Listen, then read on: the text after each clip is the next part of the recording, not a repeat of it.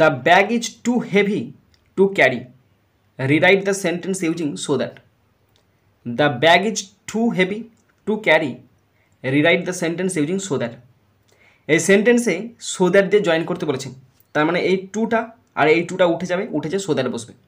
এখন মানে হলো ব্যাগটি অতিরিক্ত ভারী, বহন করা যায় না, ব্যাগটা খুব ভারী, বহন করা যায় না। তাহলে প্রথম টুটা তুলে শো করবে আর দ্বিতীয় টুটা তুলে দ্যাট বসে দেবে। তাহলে কেমন করে হবে লেখাটা? এখন দেখো, আগে বলি, উত্তরটা বলি, তারপর বোঝাচ্ছি তোমাদেরকে।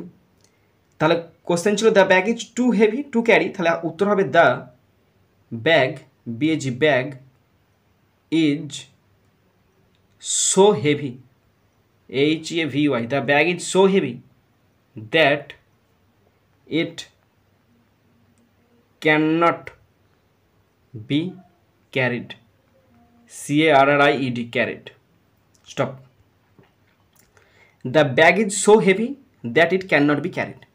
এখন ব্যাগটা হয় খুব ভারী, তাহলে এখানে কোনো পার্টিকুলার সাবজেক্ট তো দেওয়া নেই যে কাজ করছে বলে, এখানে অবজেক্ট দেওয়া আছে ব্যাগটা হয় ভারী, ঠিক আছে তো।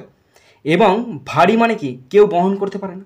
তার মানে আমি এই অংশটাকে, দ্যাটের পর অংশটা প্যাসিভ ভয়েসে লিখেছি যে ব্যাগটাকে কেউ বহন করতে পারে না, that it can not be carried, এটাকে বহন করা যায় না।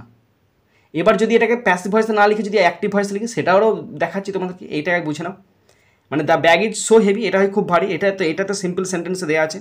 দ্যাট, তারপরে that it can not be carried, এটাকে বহন করা যায় না। তার মানে কি, ব্যাগটাকে বহন করা যায় না। তাহলে বাই কার, বাই কার দ্বারা, বাই আমার দ্বারা, বাই মি, আমার দ্বারা বহন করা যায় না। তার মানে যদি অ্যাক্টিভ ভয়েসে আমি তখন লিখি, এটা তো প্যাসিভ ভয়েসে উত্তর লিখেছি, যদি অ্যাক্টিভ ভয়েসে লিখি তখন উত্তর হবে the bag is so heavy, the bag is so heavy that I cannot carry it, that I cannot carry it।